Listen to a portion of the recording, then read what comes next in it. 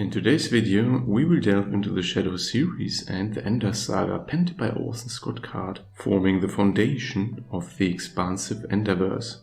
If you are interested in dedicated reviews for each novel, you can find them in the video description below.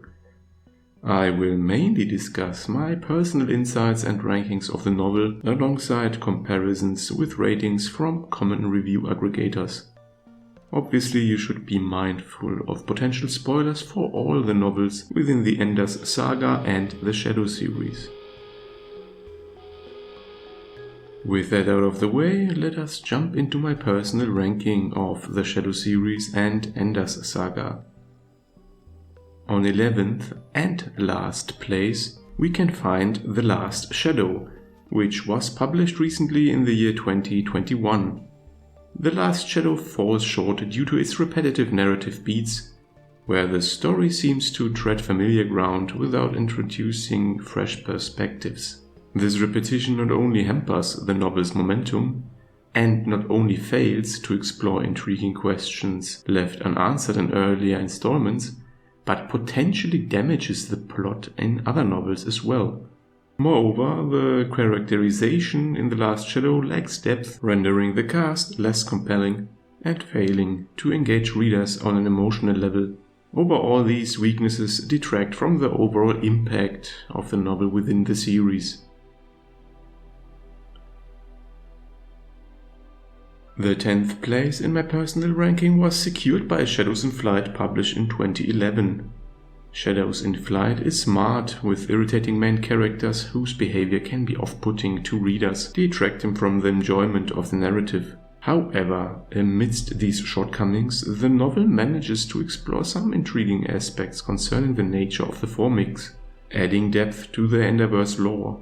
Despite its flaws, these glimpses into the Formic world, as well as Bean's worthy send-off, offer redeeming qualities to the story. On 9th place, we can find Shadow Puppets, published in the year 2002. Shadow Puppets suffers from repetitive geopolitical conflicts that feel recycled from previous installments, diminishing the freshness of the narrative and stalling its progression.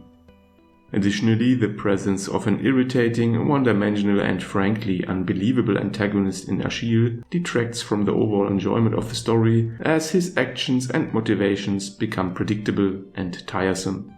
Despite these drawbacks, the novel still manages to deliver some compelling moments, though they are overshadowed by its shortcomings. On 8th place, Shadow of the Giant continues the trend of repetitive geopolitical conflicts that are a hallmark of the entire Shadow series, potentially leaving readers craving more innovation in the narrative. However, amidst this familiarity, the novel shines in its portrayal of character development, particularly for key figures like Bean, Petra, and Peter Wiggin. Their growth throughout the story adds depth and complexity, offering a compelling exploration of their inner struggles and motivations. Additionally, the absence of the aforementioned Achille as the main antagonist presents new dynamics and opportunities for the remaining characters to navigate. Despite the persisting geopolitical tensions, the novel's focus on character evolution remains its standout feature. Securing the 7th place, Children of the Mind mirrors the structure and themes of its predecessor Xenocide, but unfortunately amplifies some of its negative aspects, most notably the presence of grating side characters. These characters can detract from the overall enjoyment of the story, overshadowing its more positive elements. Despite this, the novel still delves into complex philosophical and ethical dilemmas, continuing the exploration of the human condition and human-alien interactions within the expansive Enderverse.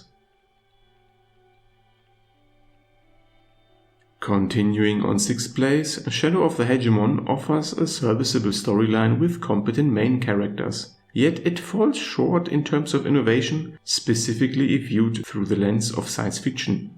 While the narrative and characters maintain the series' standard, the novel lacks the creative spark to set it apart from its predecessors.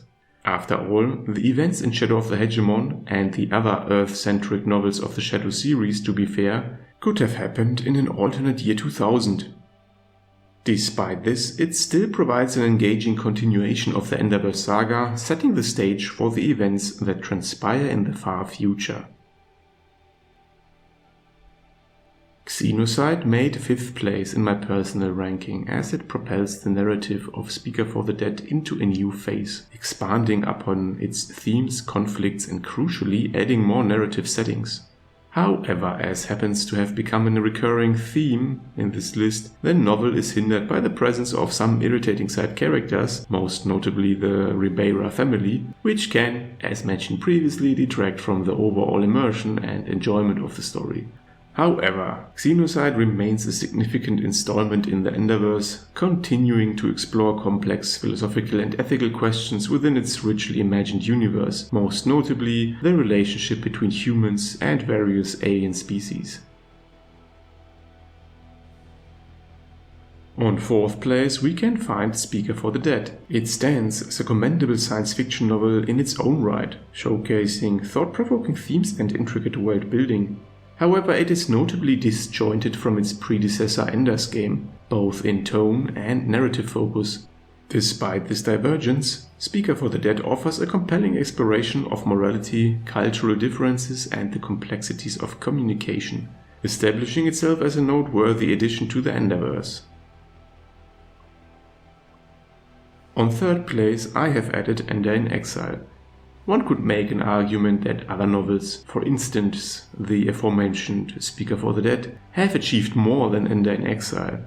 However, in my view, Ender in Exile delivers what many readers of Ender's Game likely anticipated in terms of a direct sequel.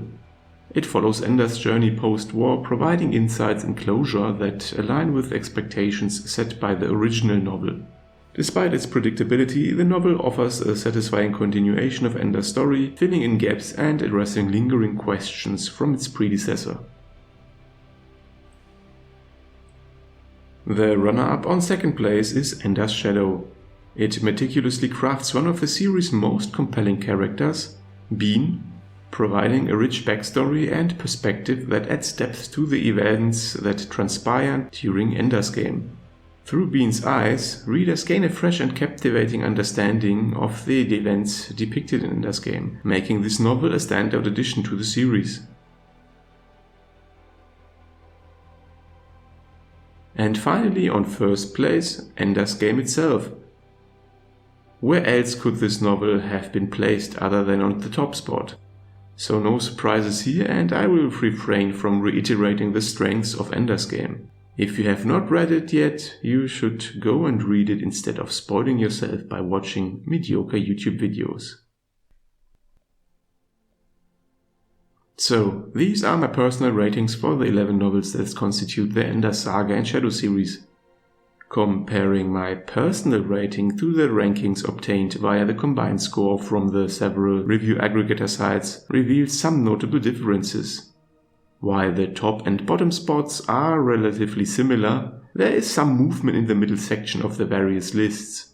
For one, I gave Ender in Exile a comparatively high personal rating, while I rated Shadow of the Giant comparatively low on the list.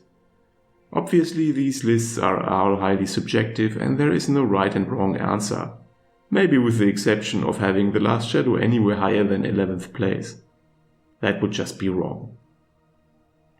What do you think? Would you agree with this list, or do you have a different personal preference that is not reflected here? Let me know in the comments below.